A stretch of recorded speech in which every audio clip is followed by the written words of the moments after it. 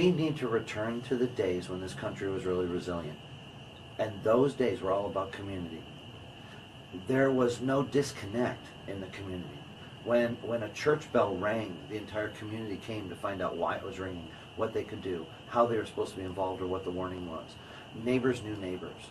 And so when we look at a community, we try to gather every entity in that community, whether it be a faith-based organization, whether it be a chamber of commerce, whether it be a local Lions Club, a Rotary Club.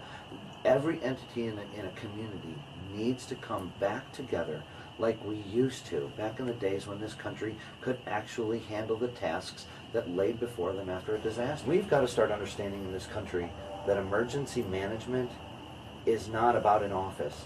It's not a position. It's not a role that one person plays.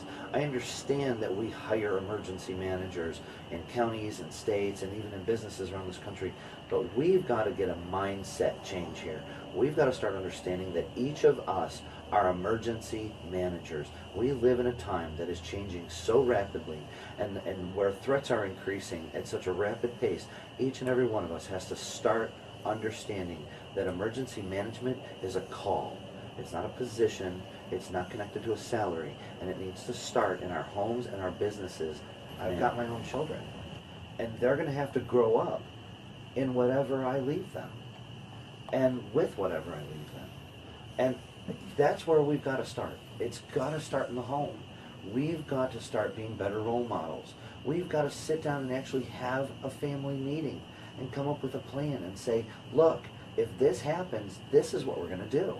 This is where we're going to go. This is who we're going to contact. These are the supplies that we're going to use to get through this.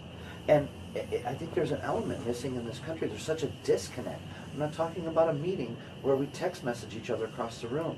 This needs to start around the dining table as a family, where we say, we will survive this. We will survive it together.